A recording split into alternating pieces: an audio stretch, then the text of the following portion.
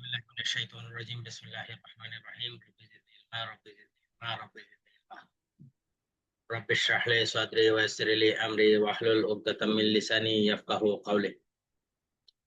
আমরা গতকালকে আলোচনা করছিলাম হচ্ছে প্রতিবন্ধ এবং সাক্ষী সম্পর্কিত। তার আগে আমরা একটু প্রমাণের দায়িত্ব থেকে একটু রিভিশন দিয়ে আসি। সাক্ষ্য আইনের 101 দ্বারা হচ্ছে প্রমাণের দায়িত্ব, সাক্ষ্য আইনের 102 দ্বারা হচ্ছে যিনি প্রমাণ করতে চায় বা প্রমাণের দায়িত্ব যার উপর ন্যস্ত হয়। 103 দ্বারা হচ্ছে কোনো নির্দিষ্ট বিষয় প্রমাণের দায়িত্ব।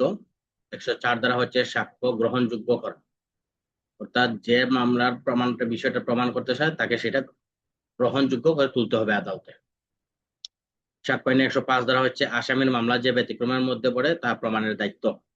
সাক্ষ্য আইনে 106 দ্বারা হচ্ছে যে অবগতির মধ্যে আছে সে প্রমাণ করবে। সাক্ষ্য আইনে 107 দ্বারা হচ্ছে 30 বছর ধরে যে ব্যক্তি জীবিত তাহার মৃত্যু যে দাবি করবে তাকে সেটা প্রমাণ করতে হবে। সাক্ষ্য আইনে 108 দ্বারা হচ্ছে যে ব্যক্তি 7 বছর ধরে নিখোঁজ তাকে যে জীবিত দাবি করবে সে প্রমাণ করবে। সাক্ষ্য আইনে 109 দ্বারা হচ্ছে অংশীদারগণের মধ্যে জমিদার বা প্রজার বা মালিক প্রতিনিধি সম্পর্ক প্রমাণ। সাক্ষ্য আইনে 110 দ্বারা হচ্ছে মালিকানা প্রমাণের দায়িত্ব। সাক্ষ্য আইনে 112 দ্বারা হচ্ছে সরল বিশ্বাস প্রমাণ। সাক্ষ্য আইনে 111 দ্বারা 112 সাক্ষ্য আইনে 112 দ্বারা হচ্ছে বিবাহ স্থির থাকাকালে যদি সেই ক্ষেত্রে বিবাহ বিচ্ছেদ হয় তাহলে বিবাহ বিচ্ছেদের 280 দিনের মধ্যে যদি সন্তান জন্ম লাভ করে তাহলে সে বৈধ সন্তান। সাক্ষ্য আইনে 114 দ্বারা হচ্ছে আদালত অনুমান করতে পারে। তারপরে আমরা অষ্টম অধ্যায় পড়ছিলাম প্রতিবন্ধকতা, স্বীকৃতি, বাধা বা নিবৃত্তি। সাক্ষ্য আইনে 115 দ্বারা হচ্ছে প্রতিবন্ধকতা, স্বীকৃতি, বাধা বা নিবৃত্তি এর সংজ্ঞা। তারপরে হচ্ছে সাক্ষ্য আইনে 116 দ্বারা হচ্ছে প্রজার বা দখলকারী অনুমতিক্রমে ব্যবহারকারীর প্রতিবন্ধকতা। সাক্ষ্য আইনে 117 দ্বারা হচ্ছে বরাত চিঠির স্বীকৃতি, প্রতিবন্ধকতা সৃষ্টি হবে না। তারপর নবম অধ্যায় হচ্ছে সাক্ষী সম্পর্কে। সাক্ষ্য আইনে 118 দ্বারা যে সকল ব্যক্তি সাক্ষ্য দিতে পারে। সাক্ষ্য আইনের 119 দ্বারা বা 118 দ্বারার মধ্যে আমরা বলতে পারি হচ্ছে অতিবৃদ্ধ, তারপর অল্প বয়স্ক, মানসিক দৈহিক ভাবে ব্যাধিগ্রস্ত যে তারাও সাক্ষ্য দিতে পারে। সাক্ষ্য আইনে 119 দ্বারা হচ্ছে বুবা সাক্ষী, বুবা সাক্ষীর সাক্ষ্য মৌখিক সাক্ষ্য হিসেবে গণ্য হবে এবং ধর্মীয়ভাবে প্রতিজ্ঞাবদ্ধ ব্যক্তির সাক্ষ্য মৌখিক সাক্ষ্য হিসেবে গণ্য হবে। তারপর হচ্ছে সাক্ষ্য আইনের 120 দ্বারা দেওয়ানি মামলায় স্বামী স্ত্রী যোগ্য সাক্ষী এবং ফৌজদারি মামলায় স্বামী স্ত্রী যোগ্য, তবে সেটা আদালতে গ্রহণযোগ্য না। সাক্ষ্য আইনে 121 দ্বারা হচ্ছে জজ বা ম্যাজিস্ট্রেটগণ সাক্ষ্য দিতে পারে ঊর্ধ্বতন কর্তৃপক্ষ ঊর্ধ্বতন আদালতের অনুমতি ক্রমে এবং যদি তার সামনে কোনো অপরাধ সংঘটিত হয় সেই ক্ষেত্রে সে সাক্ষ্য দিতে পারে। সাক্ষ্য আইনে 122 দ্বারা হচ্ছে বিবাহ বজায় থাকাকালীন পত্রালাপ, অর্থাৎ স্বামী স্ত্রীর মধ্যে বিবাহ বজায় থাকাকালীন সময়ে যে আলাপ আলোচনাগুলো হয়েছে সেই বিষয়ে সে প্রকাশ করতে বা সাক্ষ্য দিতে বাধ্য নয়। তবে যদি তাদের মধ্যে কোনো দেওয়ানি বা ফৌজদারি মামলা হয় সেই ক্ষেত্রে তারা তাদের মধ্যে যে আলাপ আলোচনাগুলো হয়েছে সেগুলো প্রকাশ করতে পারবে সাক্ষ্য আইনের 122 দ্বারা। তারপর হচ্ছে সাক্ষ্য আইনের 123 দ্বারা, এটা থেকে আমরা আজকের আলোচনা শুরু করব। রাষ্ট্রীয় ব্যাপার সম্পর্কে সাক্ষ্য, অর্থাৎ রাষ্ট্রের অপ্রকাশিত দলিল বা সরকারি দলিল হতে যদি কোনো প্রাপ্ত তথ্যের ভিত্তিতে সাক্ষ্য দেওয়ার প্রয়োজন হয় সেই অফিস প্রদানের অনুমতি ব্যতীত সাক্ষ্য দেওয়া যাবে না। উক্ত কর্মকর্তা যতটুকু প্রয়োজন ততটুকু অনুমতি দিতে পারেন বা দিবেন। এখন সাক্ষ্য আইনে 123 দ্বারা হচ্ছে রাষ্ট্রীয় ব্যাপারে, মনে করেন যে আমরা পুলিশের চাকরি করি, এখন আমাদের কাছে যখন বিভিন্ন সরকারের কিছু তথ্য দলিলাদি আমাদের কাছে আসে, যেমন আমাদের এসবির কথাই বলি, এসবিতে মনে করেন যে অনেক ধরনের গুরুত্বপূর্ণ তথ্য আমাদের থাকে।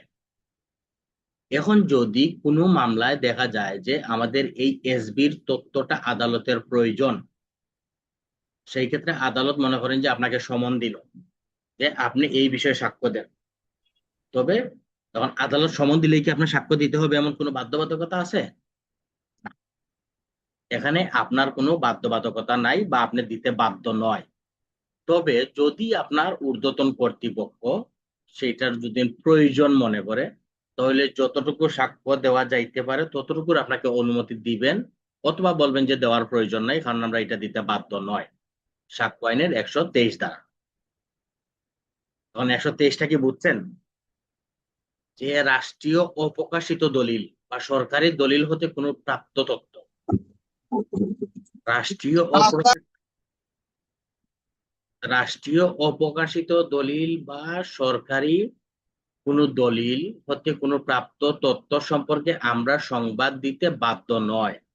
কারণ কি, যেহেতু এটা প্রকাশ হয় নাই, এটা আমরা আমাদের ইন্টেলিজেন্সের মাধ্যমে আমরা এই সংবাদটা পাইছি। এখন আদালত যে কোনো একটা ভাবে সে জানতে পারছে যে এইরকম একটা বিষয় বা মামলার সাথে সম্পৃক্ত বিষয় মনে করেন যে আমাদের একজন পুলিশ অফিসারের কাছে আছে। এখন উনি সমন দিল যে আপনি এইটা বা এই দলিল নিয়ে আপনি আদালতে হাজির হন। সেই ক্ষেত্রে আমার এই পুলিশ অফিসার বা আমাদের ঊর্ধ্বতন কর্তৃপক্ষ এই বিষয়ে সে সাক্ষ্য দিতে বা এই তথ্য প্রদান করতে বা দলিল উপস্থাপন করতে বাধ্য নয়। কারণ কি, যেহেতু এটা অপ্রকাশিত, সরকার এটাকে প্রকাশ করে নাই। যদি প্রকাশ হইতো তাহলে তো যে কেউ এটা বিষয়ে সাক্ষ্য দিতে পারতো। আর আমরা সরকারি মাধ্যমে সেটা যেহেতু জানতে পারছি, অতএব ওইটার সম্পর্কে সাক্ষ্য দিতে বাধ্য নয়। তবে দেওয়া যাইতে পারে কখন, যদি ঊর্ধ্বতন কর্তৃপক্ষ অনুমতি দেয়, তাহলে সেই ক্ষেত্রে দেওয়া যাইতে পারে সাক্ষ্য আইনের 123 দ্বারা। সাক্ষ্য আইনের 123 দ্বারা আমরা ফৌজদারি কত দ্বারায় পড়ছিলাম?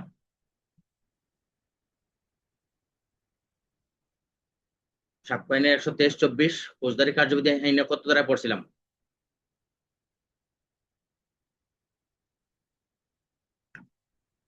নুরুল ভাই,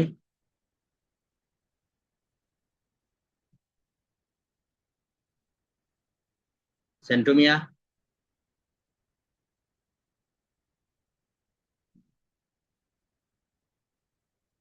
এস এম আহমেদ,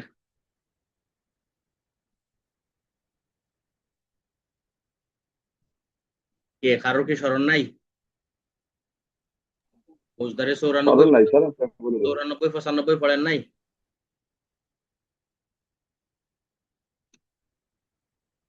ফৌজদারি কার্যবিধি আইনের 94-95।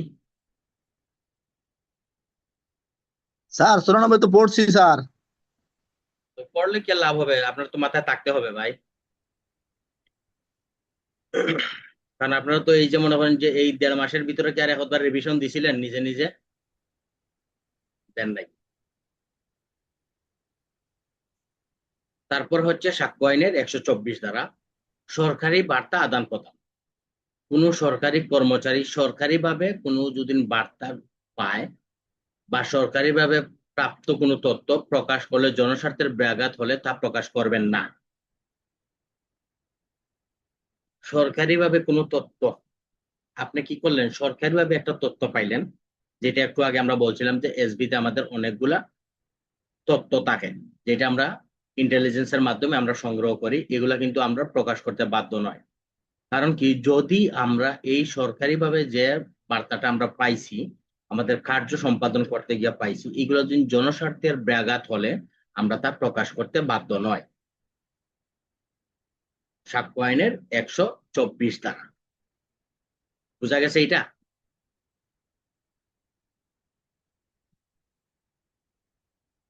তারপর হচ্ছে সাক্ষ্য আইনের 125 ধারা অপরাধ সংগঠনের সংবাদ সম্পর্কে তথ্য দেওয়া বা সোর্স নিয়োগ করা। যেটা আমরা বলি সোর্স নিয়োগ করা, ম্যাজিস্ট্রেট বা পুলিশ অফিসার বা রাজস্ব বিভাগের অফিসার অপরাধ সংগঠিত হওয়ার সম্পর্কে সংবাদ কোথা থেকে পাইছেন এই সম্পর্কে উনি সংবাদ দিতে বাধ্য নয়। ম্যাজিস্ট্রেট, পুলিশ অফিসার বা রাজস্ব বিভাগের অফিসার, যেটা আমরা বলি সোর্স নিউজ, যখন আমরা কোনো মাদকের মামলা, কোনো আসামি এইসব সম্পর্কে বা কোনো একটা অভিযোগের প্রেক্ষিতে আমরা যখন কোনো ব্যক্তিকে আটক করি, তখন আদালত বা আমার ঊর্ধ্বতন কর্তৃপক্ষ বা মনে করেন যে আমরা যাদের অধীনস্থ চাকরি করি, উনি যদি আমাকে বলে যে তুমি এই সংবাদটা কার মাধ্যমে পাইছো আমাকে বলো, আমি এই সংবাদটা আমার ঊর্ধ্বতন কর্তৃপক্ষ হোক, ম্যাজিস্ট্রেট হোক, আদালত হোক বা যে কোনো ব্যক্তিকে আমি এই সংবাদ দিতে বাধ্য নয়। সাক্ষ্য আইনের 125 ধারা, যেটাকে আমরা বলি যে সোর্স নিয়োগ করা। বুঝা গেছে?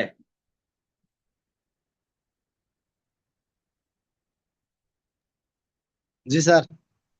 তারপর হচ্ছে সাক্ষ্য আইনের 126 দ্বারা পেশা সম্পর্কিত বার্তা। পেশা সম্পর্কিত বার্তা কোনো অ্যাডভোকেট বা উকিল তার মক্কেল হতে প্রাপ্ত তথ্য প্রকাশ করবেন না। উকিল, অ্যাডভোকেট, তার মক্কেল, মক্কেল মানে কি, যারা উকিলের কাছে যায়, বাদী পক্ষ বা আসামি পক্ষ যারা যায়, তাদের কাছ থেকে উনি যে তথ্যটা পায় এই তথ্যটা উনি প্রকাশ করবেন না। এবং উকিল তার মক্কেলকে যে পরামর্শ দিচ্ছেন মক্কেল তা প্রকাশ করতে পারবেন না। বুঝা গেছে?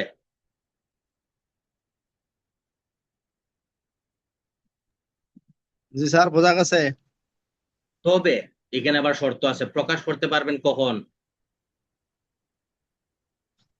প্রকাশ করতে পারবেন দুইটি ক্ষেত্রে।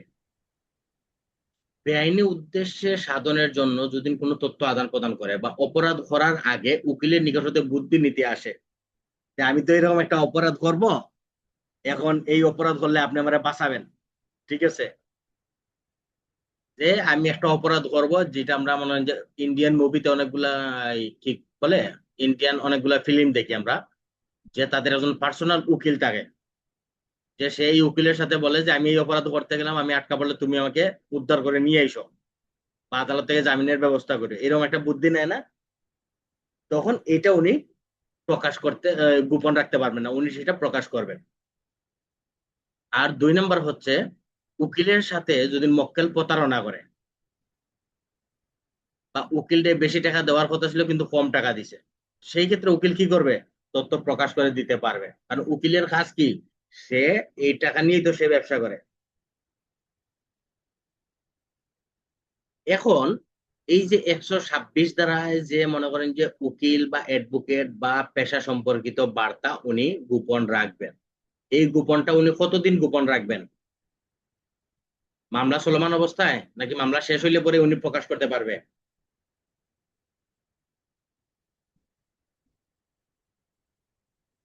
এটা উকিল মক্কেলের এই তথ্য কোনোদিন প্রকাশ করতে পারবে না, কোনোদিন না। মামলা শেষ হোক আর মনে করেন যে উকিল চেঞ্জ করুক, যে এক উকিল চেঞ্জ করে আরেক উকিলের উকিল যখন ধরবে তখন উনি সেটা প্রকাশ করতে পারবে না।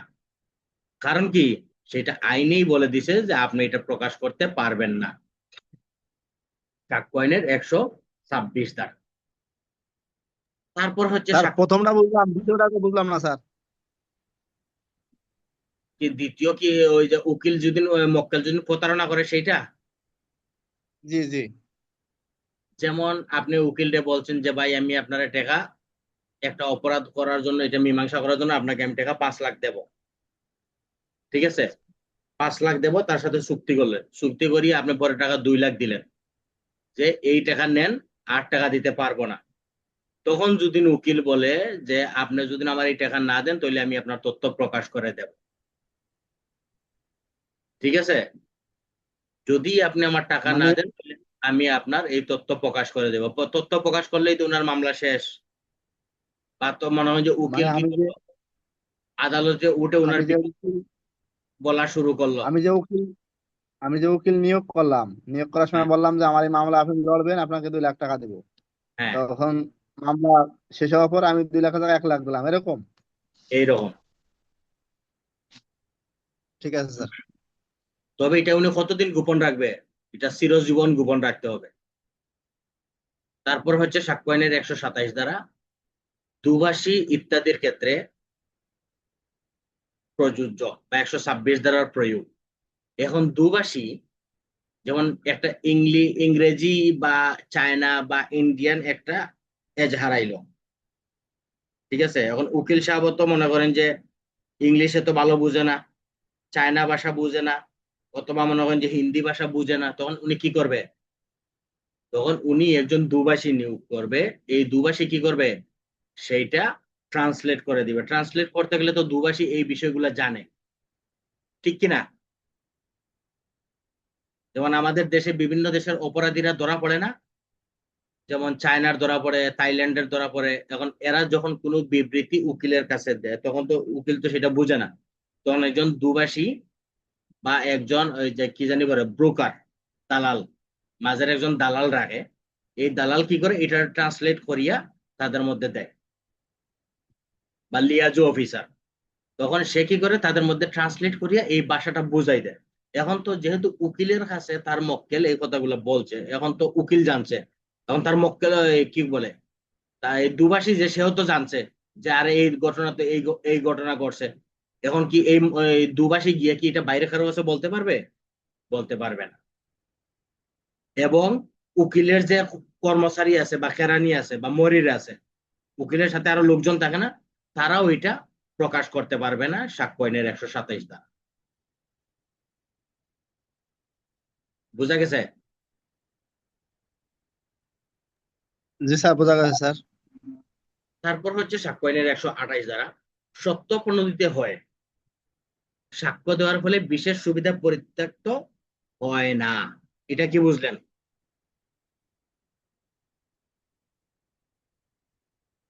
সত্য প্রণোদিত হয়ে সাক্ষ্য দেওয়ার ফলে বিশেষ সুবিধা পরিত্যক্ত হয় না, এটা কি বুঝলেন? যদি মক্কেল নিজে থেকে উকিলকে কোনো প্রশ্ন করে বা এমন কোনো ইঙ্গিত দেয় যার ফলে উকিল উক্ত ঘটনাটা প্রকাশ করে দেয়, তাহলে সেই ক্ষেত্রে 126 দ্বারা উকিল যে গোপন রাখার কথা ছিল, আপনি জিজ্ঞাসা করার কারণে সে কি করছে সেটা বলে দিছে, তখন কিন্তু ওই যে উকিলের যে গোপন রাখছিল এটা তার ব্যাঘাত হবে না। কারণ কি, আপনিই তো উকিলকে জিজ্ঞাসা করছেন যে আপনি এটা জানেন তো, আপনি বলেন না কেন? ঠিক আছে। এখন যদি আপনাদের একটা প্রশ্ন করে যে সত্য প্রণোদিত হয়ে সাক্ষ্য দেওয়ার ফলে কার অধিকার নষ্ট হয় না?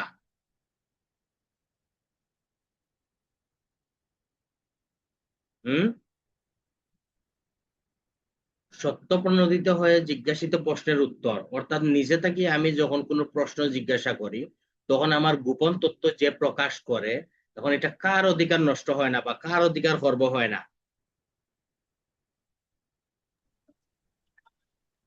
উকিলের। সঠিক। কারণ কি, উকিল তো সে গোপনই রাখছিল, আপনি তো সেটা বলাইছেন, তাই না? অতএব সে যখন আপনাকে আপনার প্রশ্নের উত্তর দিবে তখন তার এটা নেগেটিভলি যাবে না।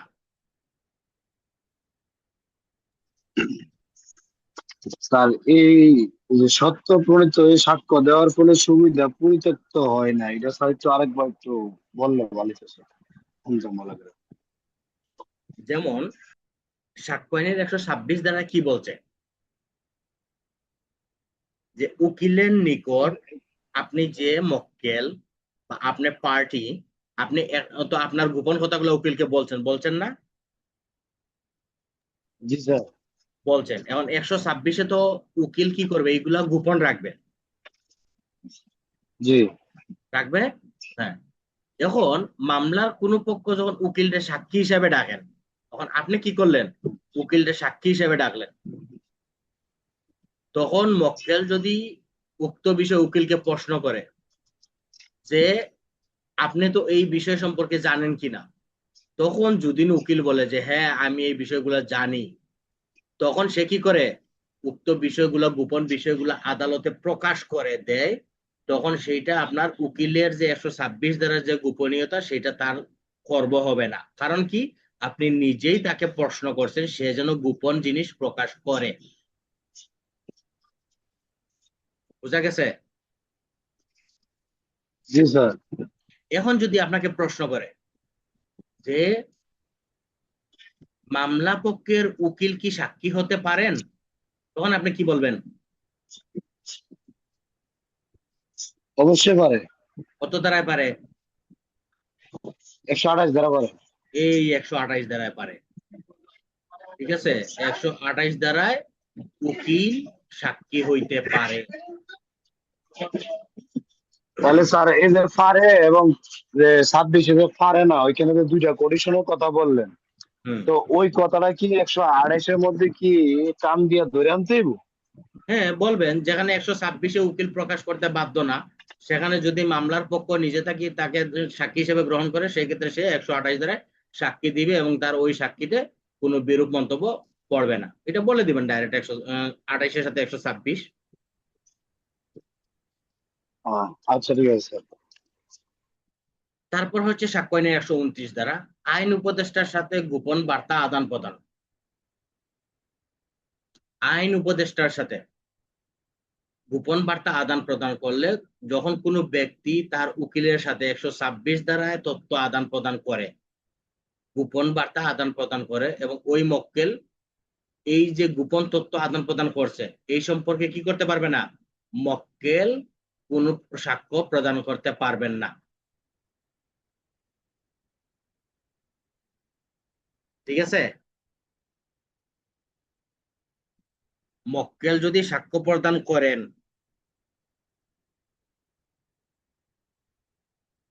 এখন দেখা গেছে যে আইন উপদেষ্টার সাথে আপনি যে গোপন তথ্যগুলো প্রদর্শন করছেন, এখন সেইগুলা যদি আপনাকে আদালত বলে যে আপনি এই গোপন তথ্যগুলো প্রকাশ করেন, কি কি বিষয় প্রকাশ করছেন, তখন সেটা কি সে করতে পারবে নাকি করতে পারবে না?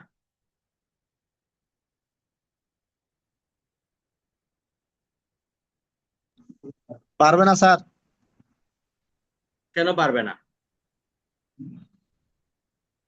126-এর জন্য পারবে না। তবে পারবে কোন সময়? পারবে যদি দুই ক্ষেত্রে পারবে। কখন? যদি কোনো ষড়যন্ত্র অপরাধ করার জন্য ষড়যন্ত্রের কথা বলে, আর যদি কোনো প্রতারণা করে। না না, এখানে একটা কথাই বলা আছে, মক্কেল তো মনে করেন যে তার উকিলরে বলছে যে এইগুলা তাদের মধ্যে আদান প্রদান হয়েছে, এখন সেইগুলো প্রকাশ করবে না। এখন যদি দেখা যায় যে মামলার কোন পক্ষে এই মক্কেলই হচ্ছে একজন সাক্ষী, ঠিক আছে, মক্কেল যখন সাক্ষী হবে তখন সে এগুলা বাধ্য করতে হবে তারে যে এটা প্রদান করার জন্য, যে আপনি উকিলটা কি বলছেন সেটা বলেন।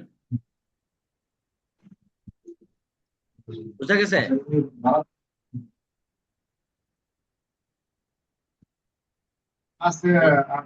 স্যার আর একটু ক্লিয়ার করেন।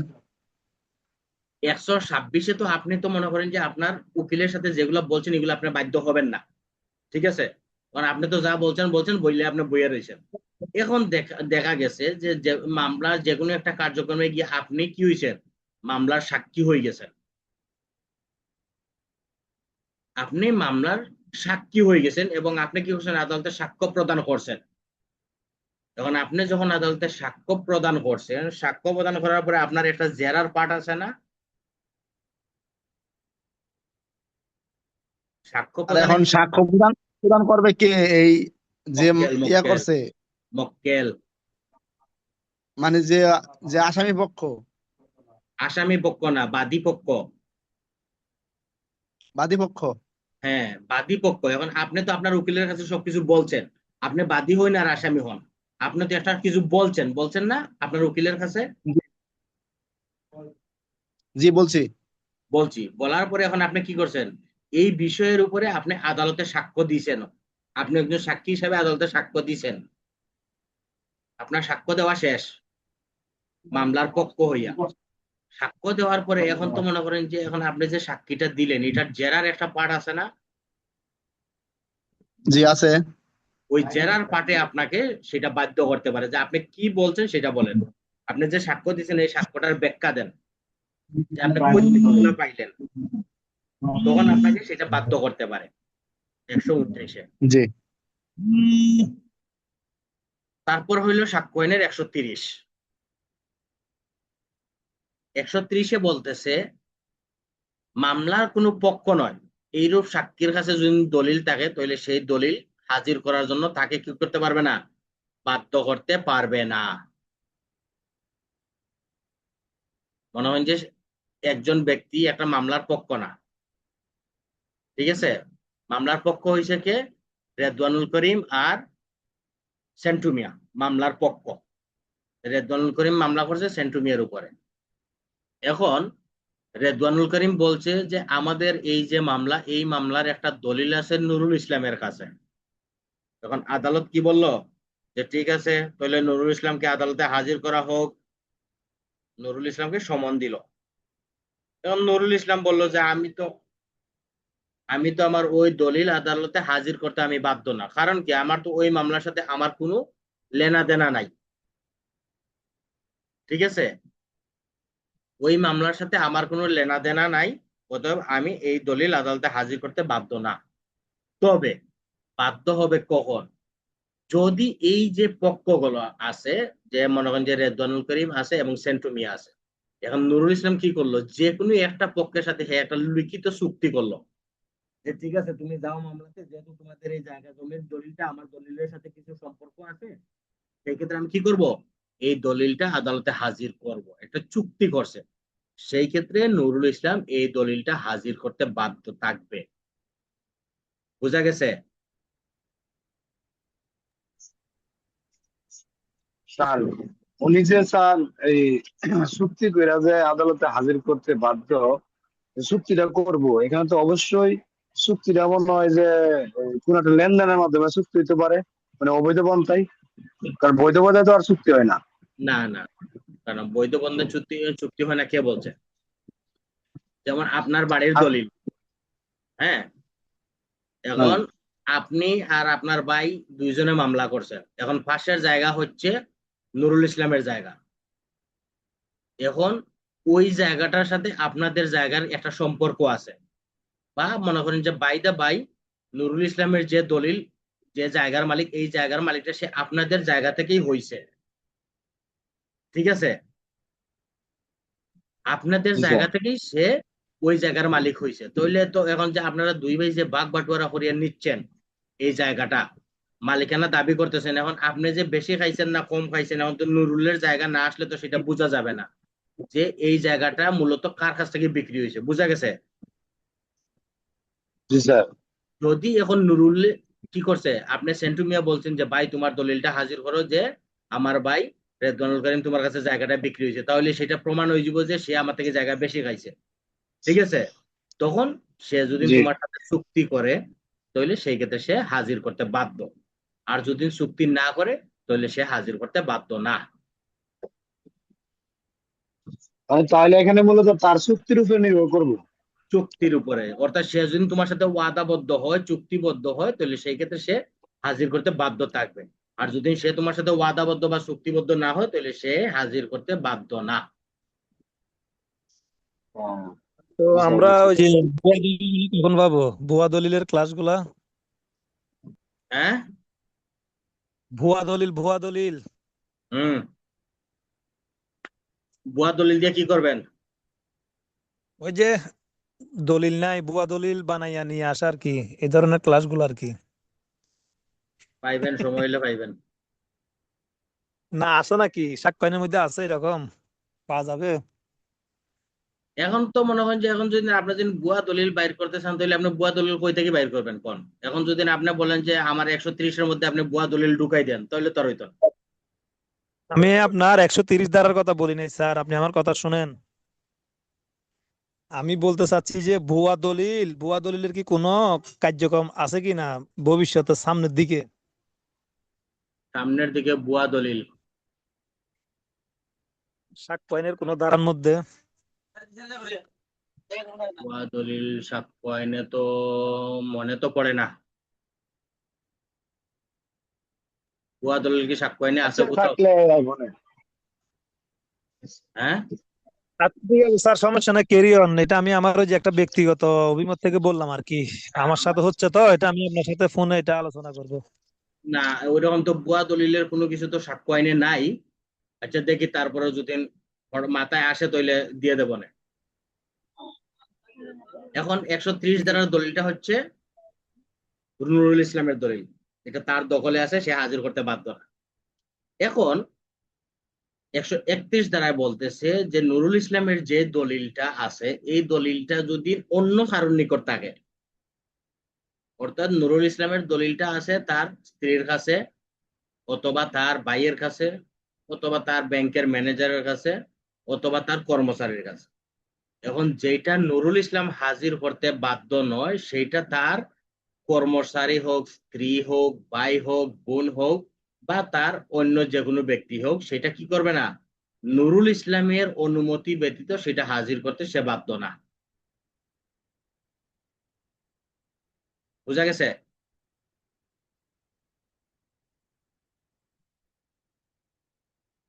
যেই দলিলটা 130 ধারায় যেই দলিলটা রেদওয়ানুল করিম মালিক, এই দলিলটা যদি সরি যেই দলিলটা নুরুল ইসলাম মালিক, এই দলিলটা যদি নুরুল ইসলাম ব্যতীত অন্য কোনো ব্যক্তির নিকট থাকে, তাহলে সেই ব্যক্তি কি করবে না?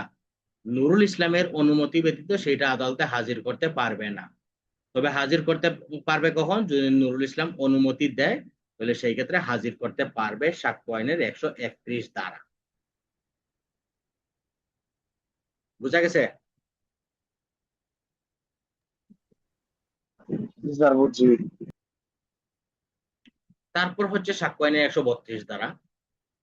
কোন প্রশ্নের উত্তরে সাক্ষীকে অপরাধের সহিত জড়িত করবে, এই অজুহাতে সাক্ষী উত্তরদান হইতে বিরত থাকা যাবে না। তাহলে এটা উত্তর কি বোঝাই গেল?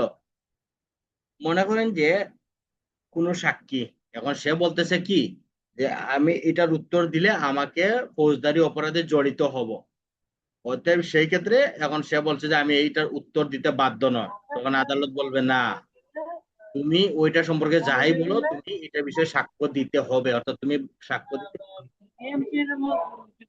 ঠিক আছে? কারণ কি, যদি সে যুক্তিসঙ্গত হয় তাহলে সেই ক্ষেত্রে সে সাক্ষ্য দিতে বাধ্য। সাক্ষ্য আইনে 147-এ আমরা পাবো। এই 47-এর বিষয়টা 132-এর সাথে কিছুটা রিলেটেড আছে। অতএব যে আপনি ফৌজদারি অপরাধে জড়িত হবেন বিধায় আপনি কি করবেন? সাক্ষ্য দিবেন না, ওইটা বললে আপনি বিরত থাকতে পারবেন না। আপনাকে সাক্ষ্য দানের জন্য বাধ্য করতে পারবে 132 ধারায়। বুঝা গেছে? আবার একটু বলেন স্যার। 32, 132। যেমন আমরা কি করি, আমরা অনেক সময় ওই যে ফৌজদারি কার্যবিধি আইনের 160 ধারায় পড়ে আসছি না, যে যদি কোনো অজুহাত হয় সে ফৌজদারি মামলা বা কোনো অপরাধে অভিযুক্ত হবে মর্মে তার বিশ্বাস থাকে, তাহলে সেই ক্ষেত্রে সে সাক্ষ্য দিতে বাধ্য না। 160 ধারায় আমরা পড়ছি না?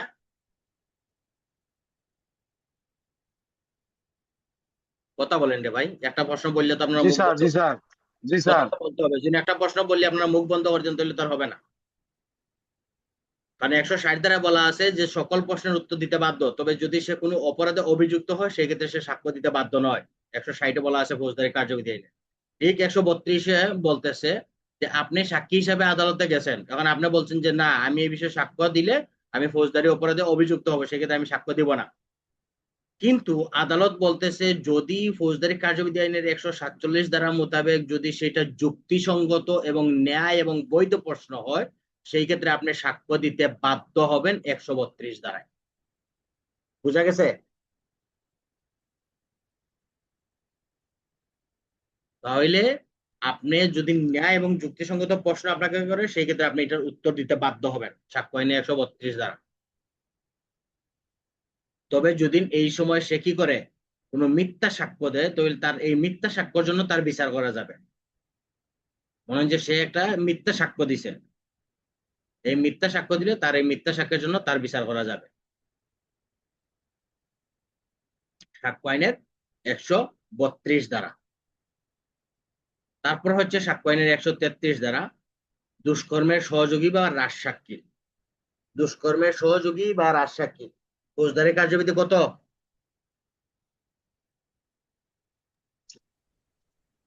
337, 38, 39। 337, 38, 39 হচ্ছে দুষ্কর্মের সহযোগী বা রাজসাক্ষীর কমার প্রস্তাব।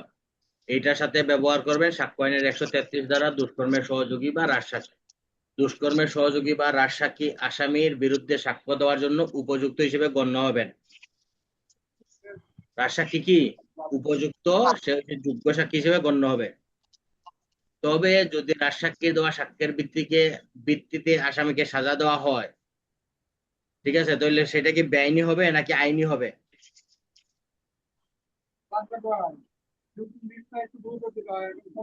দুষ্কর্মের সহযোগীর, অপরাধীর সহযোগীর দেওয়া বিবৃতিতে যদি আসামির সাজা হয়, তাহলে সেটা কি বৈধ হবে নাকি অবৈধ হবে? সেইটা বৈধ বৈধ হবে, হবে। বৈধ হবে, কারণ সে তো নিজে থেকেই সেটা বলছে, বৈধ কারণ হবে। সেই অপরাধের সাথে সম্পৃক্ত ছিল। দুষ্কর্মের সহযোগী বিশ্বাসের অযোগ্য, কি জন্য? দুষ্কর্মের কারণ সহযোগী সে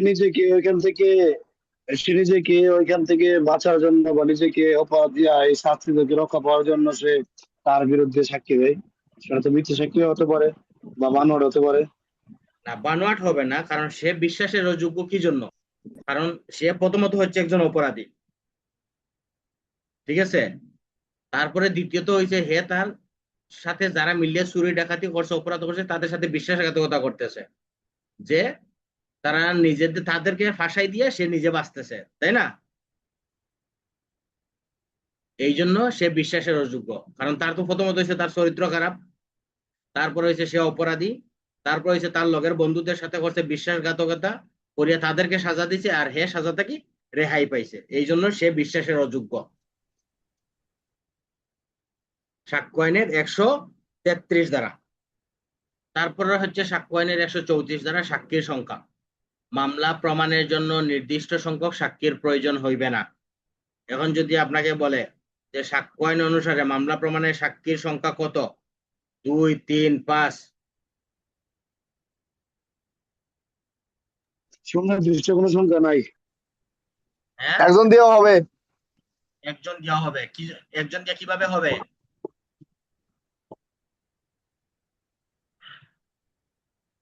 যদি সে যথোপযুক্ত প্রমাণ এবং সাক্ষ্য দিতে পারে এবং সেটা উপস্থাপন করতে পারে, তাহলে সে যোগ্য সাক্ষী হিসেবে গণ্য হবে। বা তার সাক্ষ্যের যদি বারত্ব থাকে, যদি তার সাক্ষ্যের বারত্ব থাকে, ওজন থাকে, তাহলে সেই ক্ষেত্রে একজন সাক্ষীর সাক্ষ্যই যথেষ্ট। এখন বারত্ব কি? যে তার সাক্ষীটা এতটাই গ্রহণযোগ্য হয়েছে, যার কারণে তাকে এই অপরাধীকে শাস্তি না দিয়া কোনো উপায় নাই, এইরকম তার যে যে সাক্ষীটা দিছে তার এই সাক্ষ্যটা, ঠিক আছে? এই সমস্ত বিচার তো ম্যাক্সিমাম হয় স্যার দর্শন মামলার ক্ষেত্রে মনে হয়। এগুলো হয়, অনেক মামলাই হয়, কথা বুঝছেন? এগুলো অনেক মামলাই হয়। এবং দর্শন মামলা তো ভাই এখন বাংলাদেশের মধ্যে যত অপরাধ হয়, দর্শন মামলা হয়েছে তার সবচেয়ে, মনে করেন যে এখন কি একটা অবস্থা বলাও যাবে না, কথা বুঝছেন? মানে কোনো কিছু হইলেই দর্শন মামলা দিয়ে দেয়, ঠিক আছে? এখন এটা এখন একটা পুতুল খেলার মতো হয়ে গেছে আর। যার জন্য প্রকৃত দর্শনকারীরা যথাযথ বিচার পাচ্ছে না, হ্যাঁ, কারণ এই যে মনে আদালতকে করেন যে, ওইরকম ভাবে কনফিউজ থাকার কারণে। হ্যাঁ, তাহলে আজকে আমরা আলোচনা করলাম হচ্ছে সাক্ষ্য আইনের 10ম অধ্যায়, 9ম অধ্যায়, যেটা হচ্ছে সাক্ষী সম্পর্কিত, ঠিক আছে? এখন এই বিষয়ে কি কারো কোনো প্রশ্ন আছে?